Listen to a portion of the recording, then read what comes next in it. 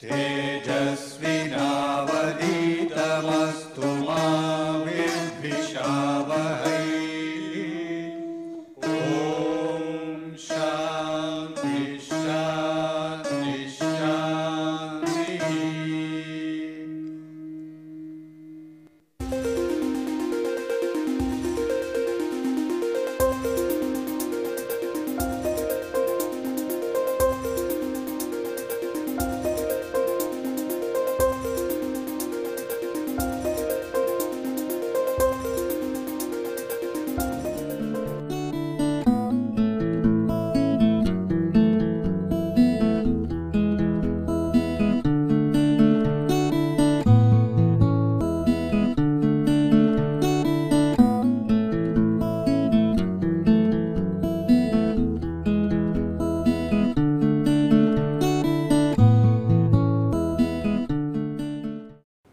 Today we will continue on the modeling of data, the methods of modeling data. So last class we saw how we could fit a line, a straight line through a set of data points given. So we will continue on that and the error in this fitting and how to quantify how good is your fit or your model for a given set of data points. That's what we will continue again today. So we were looking at linear fit. That's what we were doing in the last class. So that is, we had a set of n data points, and which was labeled xi and yi, and through which we had to fit a straight line and of this type ax plus b, and the idea was to determine the parameters a and b such that this is the best fit to this data.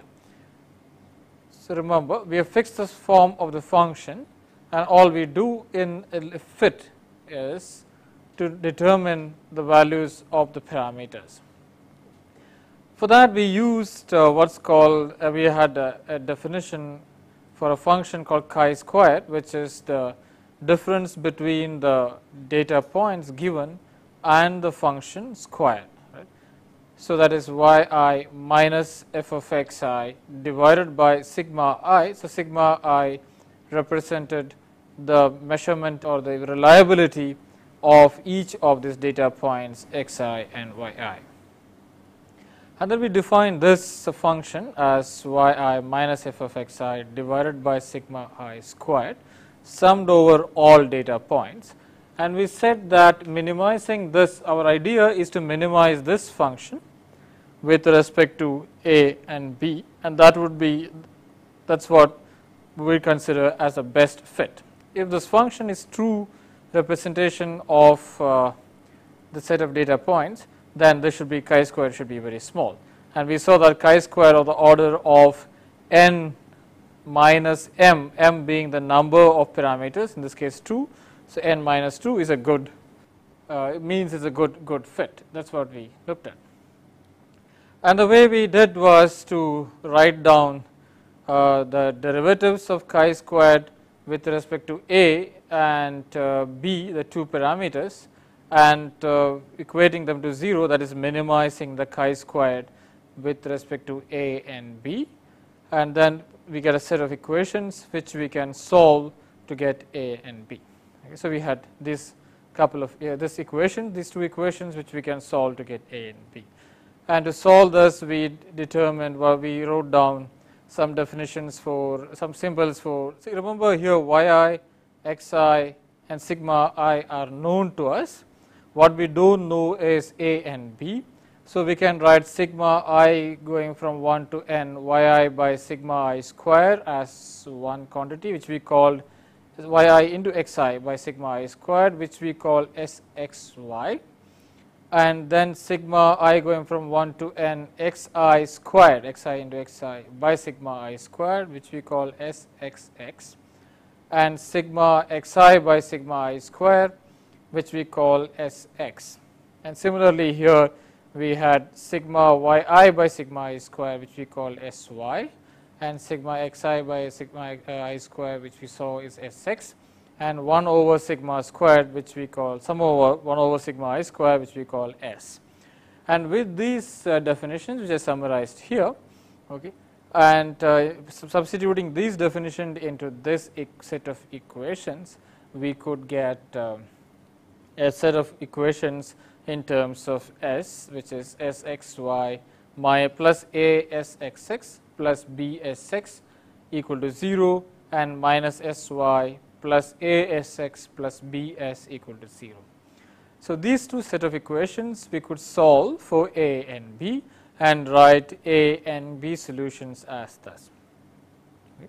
So, now once we have written it in this fashion, you can see that if you are given the values xi and yi, it is easy to compute these quantities A and B, and we could get the best fit parameters A and B. Okay. So, that is what we could do. And then we said that, okay, now let us get an error estimate for this object. Okay, so, now we have the parameters A and B, and now we want to get an estimate of the error for in this parameters A and B. So, for that we use the definitions of, we call this fit parameters, the errors in this fit parameters as sigma A and sigma B. Okay. So, that is what we had used, and we said that we had this definition for propagation of error, in which we said that if there is an error in a parameter or floating point x, okay, then how does that error propagate into the determination of the value for a function f of x, and we had the definition for that, and we use the same definition in determining sigma A and sigma B. So, using that definition, we could write sigma A as sigma I, which is now the error in the value yi. So, because we had xi yi, and this is the error in the determination of yi itself, and then we could say del A by del yi. Okay, so that's the kind of definition which we had written before. Okay, so in this case we would define this as sigma A squared, sigma I squared. So, similarly, we would write an expression for sigma B squared. Okay, so, that is what we have here. Okay, so, those two parameters are summarized here. So, we had in general any function f would have the sigma I squared, sigma del f by del yi whole square, the partial derivative of f with respect to yi, okay, into sigma I, which is the error in the thing itself. Okay, so, here instead of that, now we have we want to determine the error in the A. Okay, so, then we would determine that as the error in the y's and multiplied by the dependence of the derivative of A, which is now considered a function of y, and derivative of A with respect to y. You remember, if you look at this definitions, you can see that this A is a function of y's, right, because Sxy and Sy etc. contains yi. So, A is a function of y, similarly B is a function of y, and we know what is the reliability of the value y, the yi. Okay, and so using that we can actually determine the error in sigma A squared. Right. So, with that we complete the determination of A, B and its error, okay, and then we could write down sigma this derivatives in form like this. From this definition of A and B, I can write down the derivatives in this form and substitute it back into the sigma A squared and sigma B squared values, and then we could determine the error. Okay. So, then we will see that sigma A square, then simply once you make the substitutions, you will find that sigma A square is simply S by delta, and sigma B square is Sxx by delta, where delta is our Sxx square is this simply this quantity S into Sxx minus Sx squared. Okay. So, from this, we have this expression for A as, so we just saw A as S into Sxy minus Sx into Sy divided by Ssx squared, Sx Sx minus Sx square.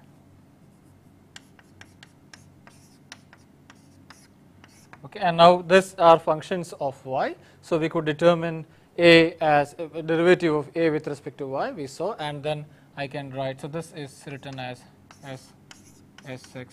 So I'll write it here. S Sxy minus Sx Sy divided by delta. So that's the definition of delta, and then I can write from this. I can write using now I will find the derivative of this with respect to this a with respect to y, okay, and then substitute that here, and then I can write finally that sigma a squared as simply s by delta. Okay, that's what you would get. Yes. Okay, that's a function which that's what I was writing here. Okay, s by delta, and similarly sigma b square as sx by delta. And now this is we would see. So now from having defined this two derivatives, so this two errors, okay, we can also define what's called a standard deviation. If you don't know the sigma values, we could get that, or we could also get an estimate called standard error. Okay, now standard error is chi squared by n minus 2. So we will complete our linear regression or the linear fit using these three. So obtaining a, b, sigma a square, sigma b square, and the sigma yx, which is root of chi squared by n minus 2. So that will complete our fit to a linear function, and we would just see an implementation of this in a program. That's what you would look at now. Okay, we'll just look at this implementation in a program called. So here I try to implement this whole idea into this program. So we defined this is a C program. Again, so we have an array x and y. Here I use an array x and y to store the data which we have, to which we have to fit in the linear function, and this data is stored in some file called fit.data.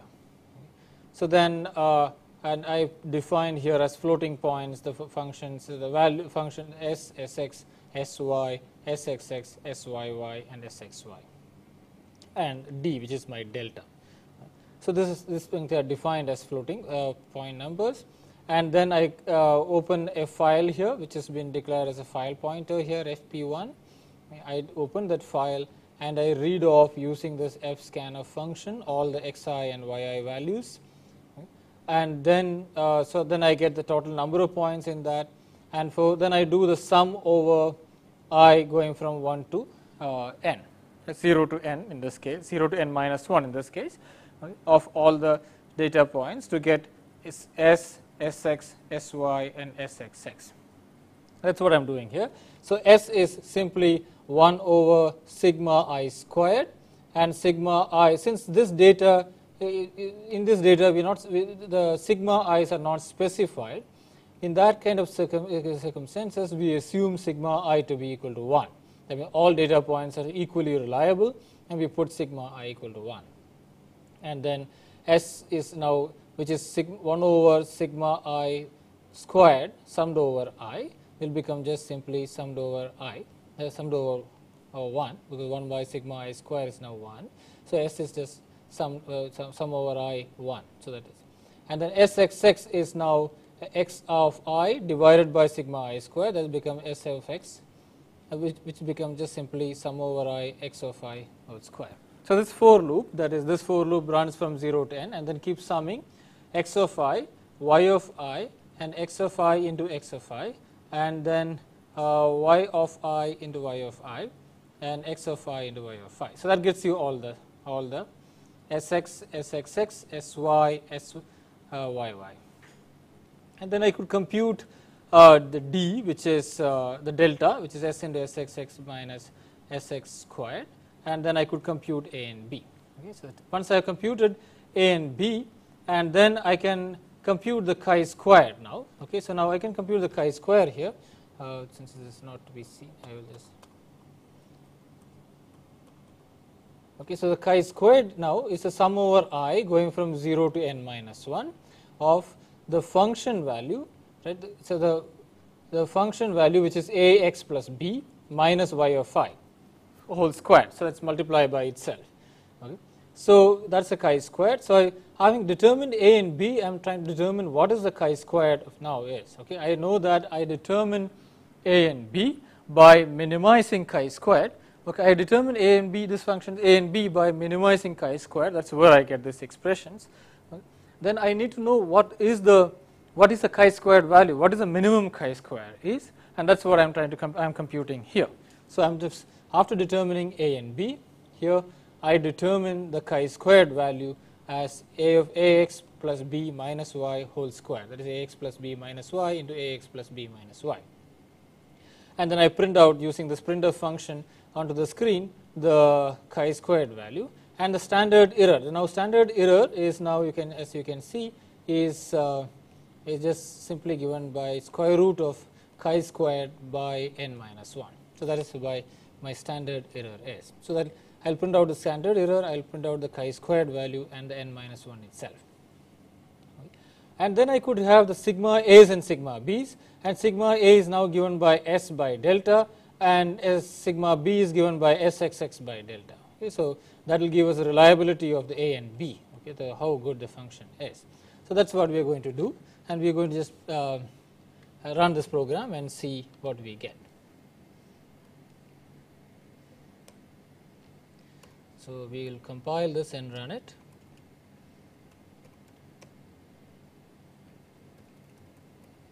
Okay, so that gives us as the a as 2.923 and b as 2.89. Okay, that's the values which I got for a and b. And the chi squared n is n minus 1 is 17. That's the number of data points now is 18. Okay, and then the chi square which is of, and there are 18 data points, and we have 2 fitting parameters. So the chi square is around 21, which is not too bad. Okay, and your standard error of 1.11, and sigma a, that is the reliability of a, is 0.0069 and b is 0.26. So that's what we get from this, and we could see how the data would be fitting into this. We'll just see that by fitting that line into the things. Okay.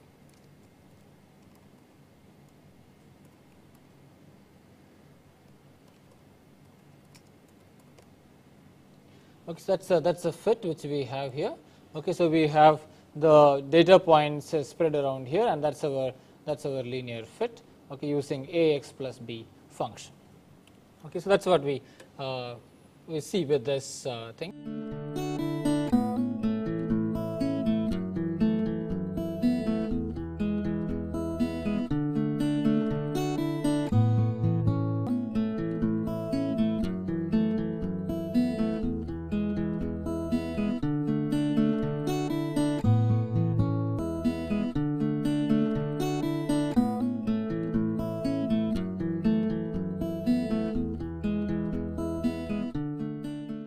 So now we'll go back and look at the a little more general fit form of this.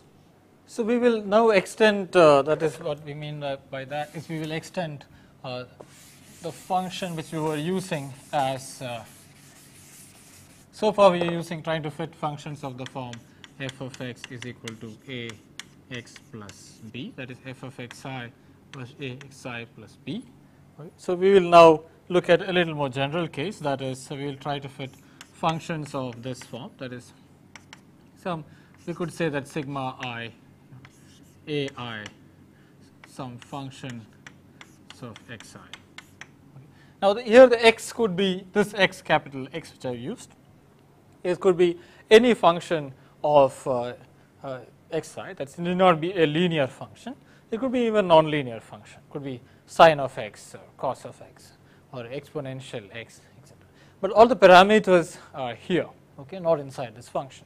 Right? That is, this is a linear combination of many nonlinear functions. It's possible, but it's still, as far as a is concerned, it's still linear. This f of x is concerned, it's still linear in a. Okay. So that's the general linear fit. So now the question is, how do we fit such a function into a set of data points? So that's the next step to do after going through a simple function like this. Okay, we could go like a little more complicated function of this form. That is, this could be some polynomial, or it could be any nonlinear function in this one, as long as, but we don't have any parameters inside this function to fit. All the parameters are outside of this function, and it's sum of all such functions. So we'll see a general case of that. So we'll go ahead and define a general function as this one. That is, there are now m such function. There is m parameters. That's what. So we did earlier also. The number of parameters to be fitted is called m. Okay, so that we have x m such functions, right? M such functions are called xk's. So we have ak's as the parameters and xk as the function, and this function is completely known, right? And what we need to determine is this a. Okay, so now some arbitrary function which is completely known. So now we can determine our chi-square. Well, write our chi-square as before, that is yi minus f of xi divided by sigma I whole square. Right, so that's what we have determined earlier. So you remember, chi-squared was written as sigma I yi minus f of xi divided by sigma I the whole square.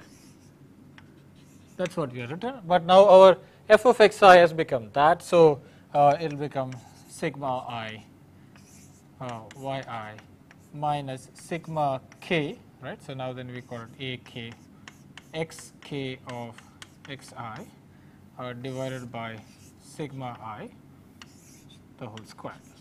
So now that has become our chi-square function. Okay. And now we can minimize this chi-squared function with respect to all ak's. Okay, that's what we are going to do.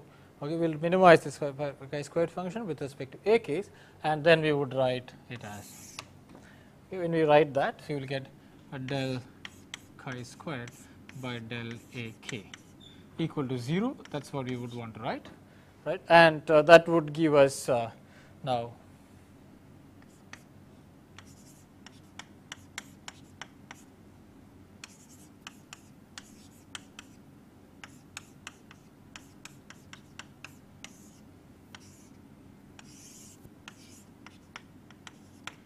and we would get here as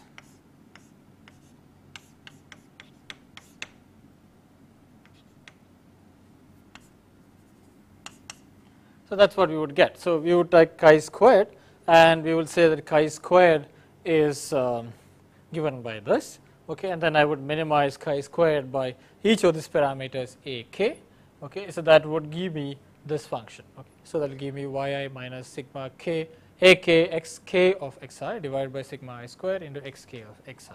Okay, this particular k I have taken. Well, this goes from 0 to m minus 1 or 1 to m. So that's the number of parameters which we have. And this is what we will get. And now this is a equation which you would have to solve. So we will have for each of the case, that is going from 0 to m minus 1, we will have that many number of equations, and that is what we would have to solve, and that's what we summarized here again. So I summarize that here. So we will have yi minus sigma a x divided by sigma I square and xk as the number of that many number of equations where k running from 1 to m. Okay, I used 1 to m here. So that's what we will have. So now I can expand that and then write this equation in this form, so that I will write that as, I will just multiply this out, right, and then write it. Just to avoid confusion, we will use j here as a dummy index, and we use m1 to m. And then you would write this as sigma I yi by sigma I squared into xk of xi. That's the first term, and then I will have minus sigma I sigma j going from 1 to m aj xj of xi into xk of xi. So that's what we would have. Okay, so we will have this as our this is the equation to solve. So that equal to 0 is the equation which we will have to solve for these functions.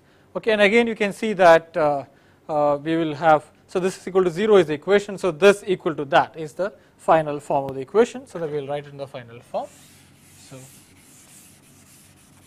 So before I write that, just to summarize. So what we did was we write the chi squared as now in this form, which is same as before, that is yi minus f of xi by sigma I whole square.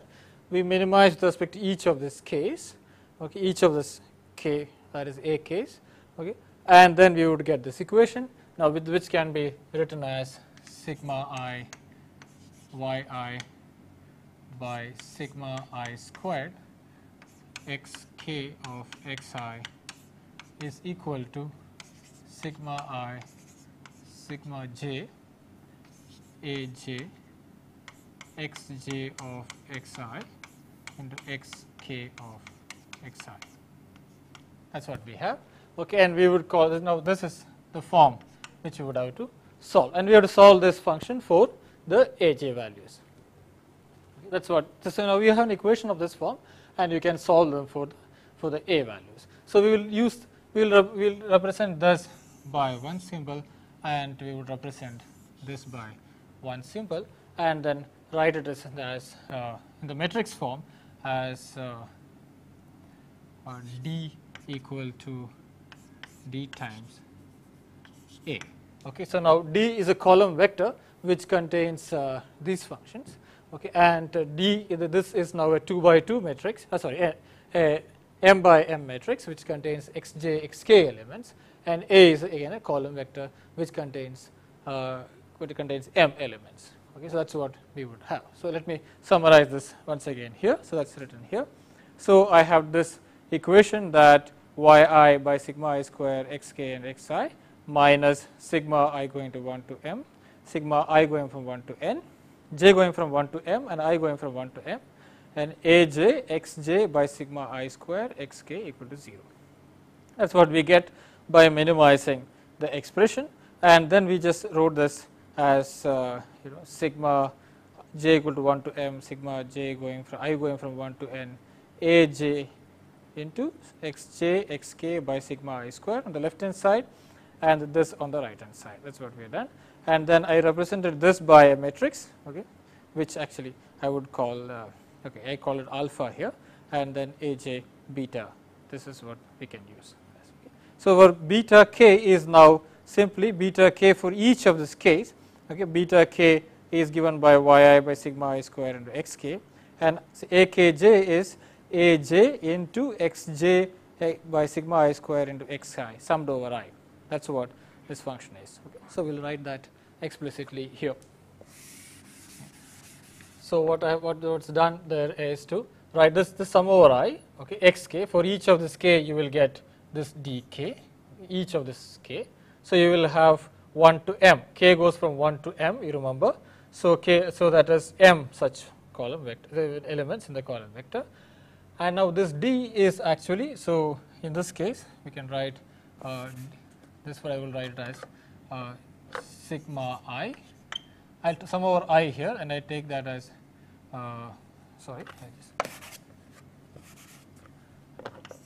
aj, and then sum over I x j of xi into xk of xi. So that's what we written, and that's what I call as in there as alpha jk. So that is written as, or okay, that is what dk is for each of these elements. Okay, or in the matrix form I would just simply write that as alpha a. Okay, well, this is a column vector. This is a m by m matrix, and this is a column vector again. Okay, so that's the equation which we have to solve. And so once we have solved those equations, we can write that as that, and then we can invert that thing and then solve it.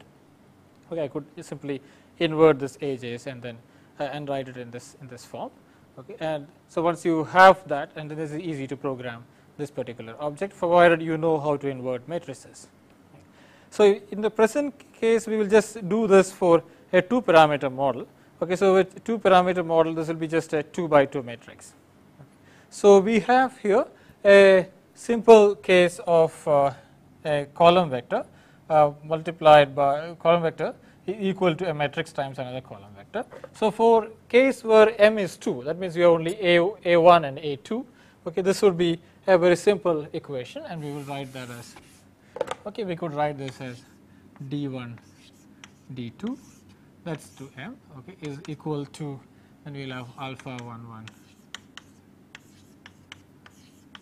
right. So that is simple. So we can write this as a1 a2. Okay. So or in other words, as you can easily see, this is equal to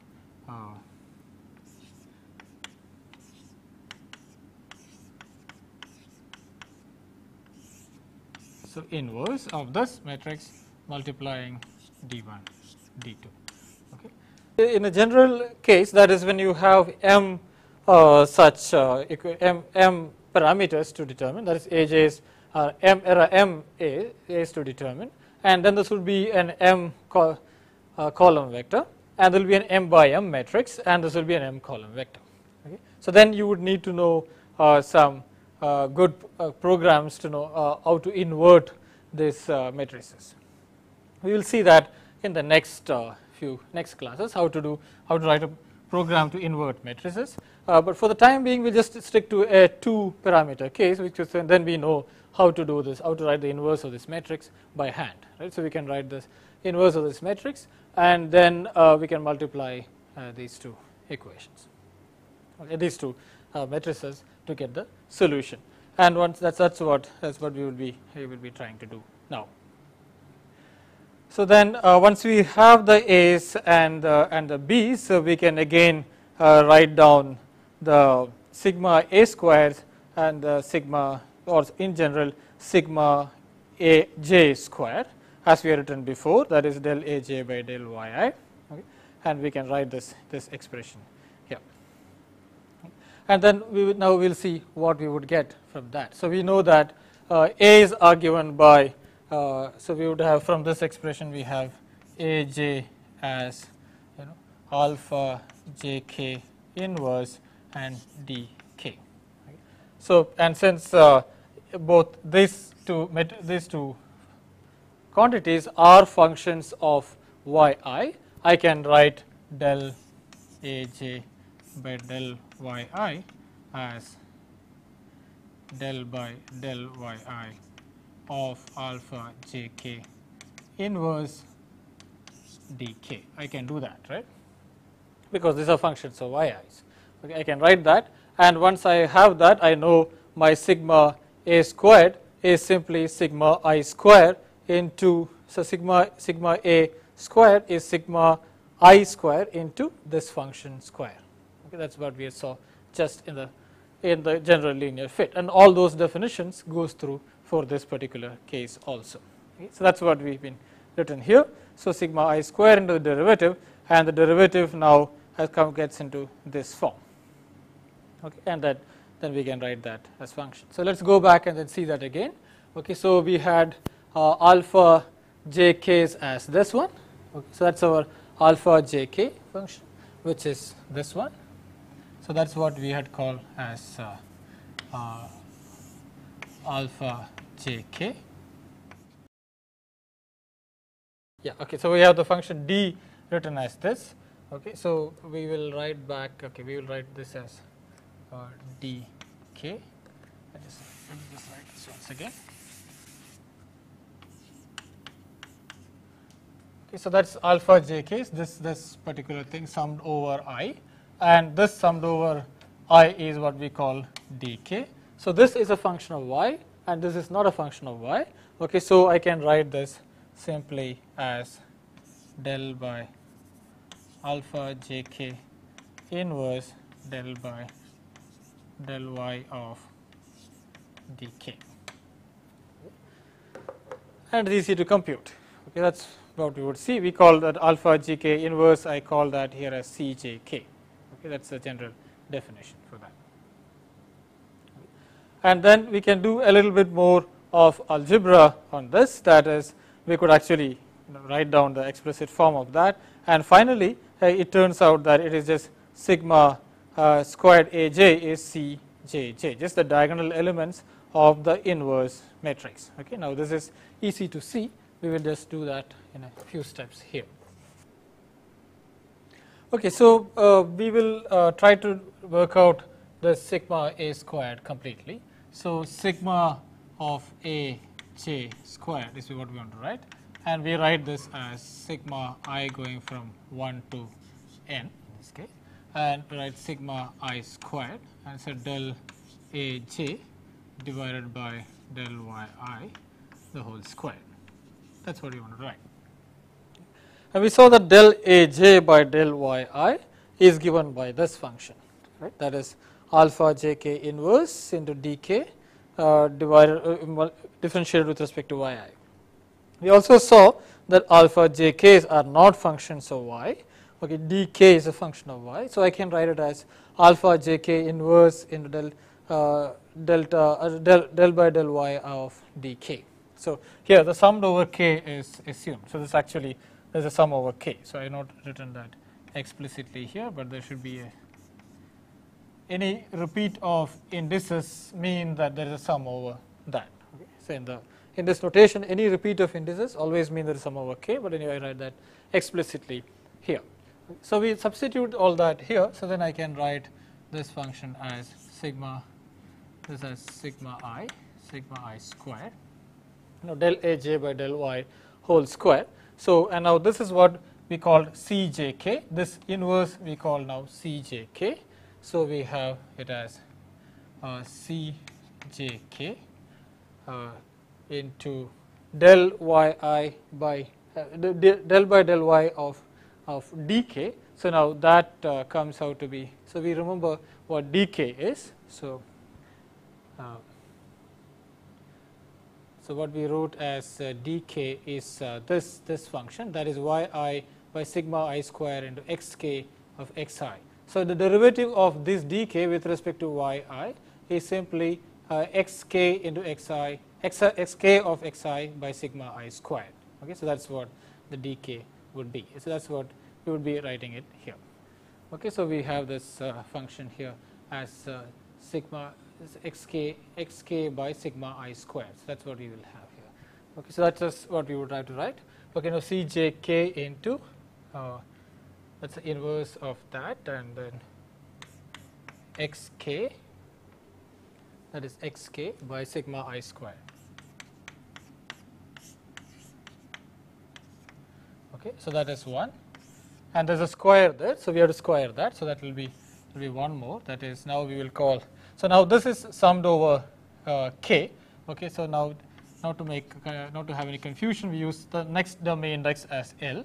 So then we will write it as xl of xi divided by sigma I squared. Okay. So I repeat this once again. So I am writing sigma I squared into del Aj by del yi whole square, and we saw that del Aj by del yi is given by this summed over k, alpha jk inverse, which I now call Cjk, into del by del y of dk, and del by del y of dk is simply xk by sigma I square. So that is what we have now. Okay. Now we want to square this. So I write sum over k Cjk xk by sigma I square whole square. So that is product of two functions. So that is Cjk xk by sigma I square into Cjl xl of xi by sigma I square. Okay. So that is this is the product. So this L and K are dummy indices, which means there is a sum over K here and there is a sum over L there. Okay, that's what we have. Okay, now we can simplify this and write this as Cjk Cjl, and 1 sigma I square cancels. We have xk of xi into xl of xi divided by xl of xi, so by sigma I squared. Okay, again there is a sum over k and sum over L, and there is a sum over I. Okay, all of them are inside this. So there is a sum over I for that function. Okay, so there is a sum over I, xk of xi, xl of xj divided by sigma I square, and there is a sum over k here, and there is a sum over L. Okay. But we know that by definition that xk xl by sigma I squared was the definition of our alpha jk, okay, which is the inverse of the C's, right. So now this is Cjk, Cjl, okay, and then we have now we'll have Ckl inverse here actually, okay, that's what we will have, Ckl inverse. We would just get that as Cj. That's what we would get, okay, because I can do Cjk alpha jk summed over k. I'll just simply get Cjl alpha jk summed over for j, for every j I would get this as just delta jk, and then I could write that as Cjj, so Cjk into delta jk, so I will get it as Cjj. That's what is summarized here. Okay. So that's what we would summarize here. So I have written it as sigma I squared. So I'll have two functions here, sigma I square into Cjk xk of xi by sigma I square, sigma L over 1 to m Cjl into xl by xi by sigma I square. So now this, the product of this, I write it as Cjk Cjl into this. Okay, now this is the inverse of the C matrix. Okay, so I would, when I do the sum over this, I would just get the diagonal elements of this matrix. So what is the summary? The summary is that once I got this alpha matrix, which is xk xl by sigma I squared, and I have the inverse of that. Okay, now if I have the machinery to compute the inverse of this matrix, okay, then the diagonal elements of that matrix tells me the fitness of the parameters aj. Okay, so I have two birds in one shot. So I can determine the aj's by looking at, by getting this matrix Cjk, okay, because that's just simply given by aj's are given by Cjk into beta k, where beta k was given by yi into xk by sigma I squared, right? And then the diagonal elements of that matrix would give me sigma squared of aj, or the fitness of the aj functions. Okay, then we could just now use this function to actually determine the parameter for fit of a form given by here. Okay, so so you either use a linear function to fit this, because you could, or if you have alpha, it's already known, then I can use this is still, it looks like a nonlinear function, but it's still a linear fit because it's only for a. If you're fitting only for a, but if you're fitting for a and alpha, we could still use a linear fit in this particular model, because I could take the log of this and I write it as log of a plus alpha log x, and then in the log plot it's still a linear function. We'll come to that in a minute. Before that, we'll just see the implementation of this particular function, this particular form of general nonlinear fit in a program. Okay, that's what we would just look at now. So here we have a function called there is a code here called general linear dot c. So here is a program. So this program would be, actually we will use, again we have, let's say, set of data points x and y. Okay, so and then we determine the same. So that data, and the data file is in general linear dot data. So that's a data file like this. Okay, and then I would read off those data files, okay, which gives me x and y. Okay, as we have done in the case of linear fit. So we determine x of I and y of I, and just printing out that data here. And then we'll now determine the matrix elements. Okay, now the matrix elements, I call them as alpha L. So that's the matrix element. So alpha is, I call AL here.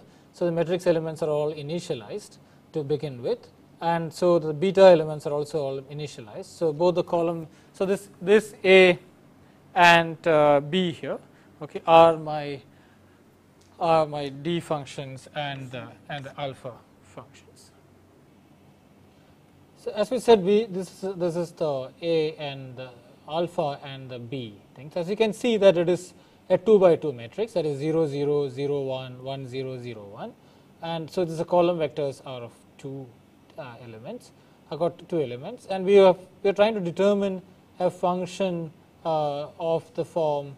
I'll show you the function of the form given by a exponential minus x of I divided by 1 plus x of I. So I'll write down this function here. So which you are trying to fit. Okay, so we are trying to fit some function of the form using this matrix equations. We are trying to fit a new function f of xi as some a1 e to the power of minus xi plus a2 divided by 1 plus xi. Okay. So as you can see, these are my two x functions. Now this is 1. So let me call x0 will be now e to the power of minus xi, x0 of xi, that is, and x1 of xi is now 1 by 1 plus xi. So that's a kind of function which I am trying to fit. Okay, so I have a data point, so a set of data points, and I believe that this data should be a combination of these two functions. Okay, so I wrote a linear combination of these two functions, and I'm trying to fit this. That means I'm trying to determine a1 and a2. So that's what the program is doing here. Okay, so I have to first compute the matrix elements, which is sigma I. Remember, which is the matrix elements are given by sigma I times del chi squared by del ai and del chi squared by del aj. So that is alpha, the matrix element alpha ij. Okay, so that's what I'm trying to do here. Okay, now this is a zeroth element of the 0 0. That is alpha, in this case alpha 0 0. That will be del chi squared by del a0 into del chi squared by del a0. So in this case, it is just exponential minus xi into exponential minus xi. So that will be just simply exponential minus 2xi. Right. So we can write down this matrix elements from this. So this elements, the first element would be, so del chi squared by del a0 would be now, sorry, del chi squared by del a0 would be given by, so okay, remember the element matrix elements were, we had the matrix elements as this here. Okay, so that's what we want to write down. So when you have k, so k0, j0, it is just multiple product of these two. Sigma I in this case again is 1. Okay, so the matrix elements are given by x0 into x0. That's a a0 0. We can write that way. So a0 0 is x0 into x0. So that is x0 is this one into x0. That is e to the power of minus 2xi. Okay. And similarly, a11 would be x1 into x1. So that would be 1 by 1 plus xi the whole square. So we'll have a10, which is equal to a01, right, equal to e to the power of minus xi divided by 1 plus xi. Okay. So that's the functions which we'll have. Okay. Now those functions are put in here. Okay. So we have a10 and a01 both are given by exponential minus xi divided by 1 plus xi, and a1 plus xi, and then a00 as exponential minus 2xi, and a11 as 1 by 1 plus xi into 1 plus xi. Okay, I hope you can see that here. Okay, so it is 1 by 1 plus xi into 1 plus xi. That is 1 plus xi whole square. Okay. Now the beta function is given by yi into x of I. So that is yi into exponential minus x of I, and then yi into exponential yi divided by 1 over 1 plus x. Okay. Now these are the two beta values. Okay. Now we have to determine the inverse of this matrix. Okay. Therefore, that we know the inverse is the adjoint divided by the transpose, the determinant. So I determine the determinant of this matrix here. Okay. First, just to determine the inverse of this A matrix. Okay. So we need to get alpha inverses, okay, which I call CJs here, okay, which are the inverse of this matrix A00, A10, A01, A11 matrix. So I want the inverse of that, so which is my C. So I have to determine C. That's the next step in the program. Okay. So for that I will write that as the adjoint divided by the determinant, and that's what I have written here. So here is a determinant. So for a 2 by 2 function it's easy. So I can 2 by 2 matrix it's easy. So I can write down the determinant, okay, and I wrote down the inverse matrix here. Okay. So the inverse matrix, once you have the determinant, the inverse matrix is just the adjoint of that, and I use that to determine the A and B's here. Okay. So now this step, in this particular step, I have determined A and B as the inverse of matrix AL, okay, here multiplied by BE. So that's what this is. Okay. This step is what I'm doing, and then I print out the values of A and B I thus obtain. Okay. Once I have the values of A and B, I can compute the chi-squared for that, okay, which is just yi minus f of xi. F of xi is A star exponential minus xi plus b by 1 plus xi minus y of I, the whole square. That is multiplied by the same function again. So that's my chi-squared, and then I print out the chi-squared, and then I have the standard error, which is root of chi-squared by 1 n minus 1. Okay, so I write down the standard error also. So I have chi-squared and the standard error printed out here. So that's what we are going to do, and we just run this program once.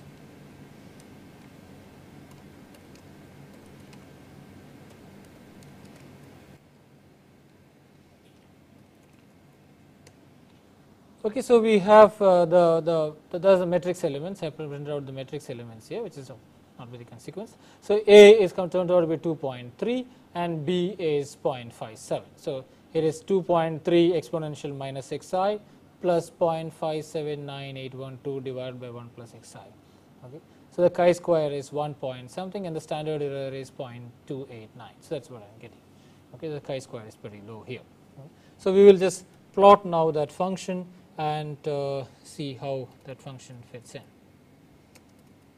Okay. So I have written a small script which is basically plotting this data point. So I will plot this linear data, that is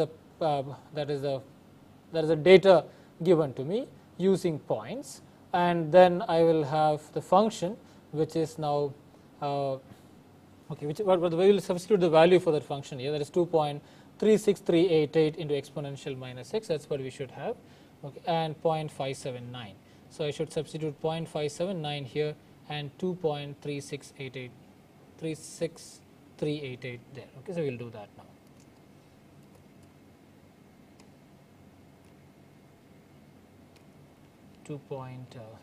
.368 and 0.579 by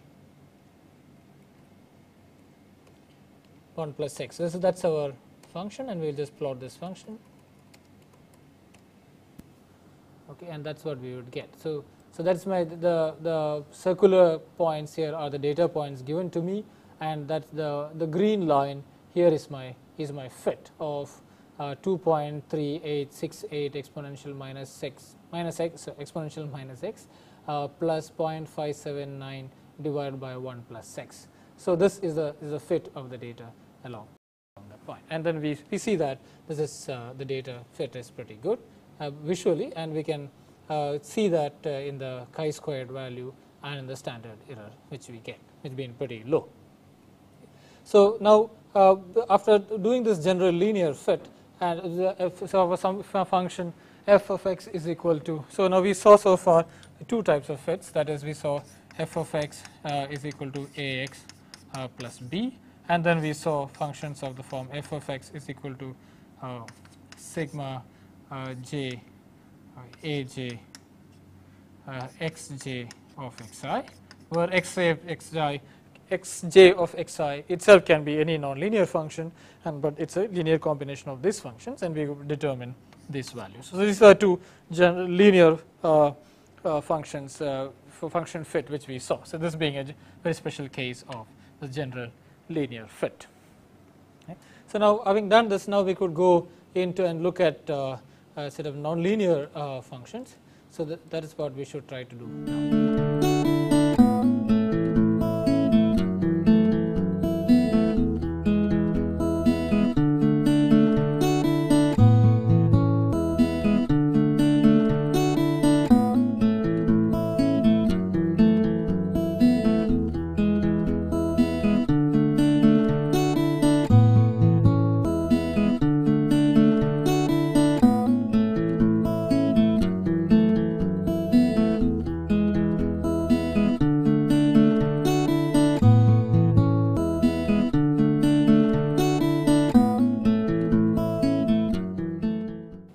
in the next lecture we would look at a general nonlinear model. So that means now we could have functions of this form.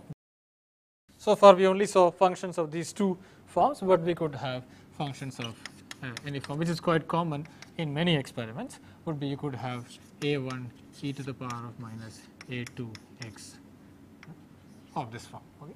So that's a nonlinear function, and we want to determine both a1 and a2. Remember, here we did not do that. We have a nonlinear function, but we are not fitting parameters inside the nonlinear function. We had only the coefficient of that in this model. But in a general nonlinear fit, we may want to even determine the coefficient, the parameters inside a nonlinear function, and that's what we would be looking at in the next class. So we'll stop here, and we'll look at the next class, the general nonlinear models fit.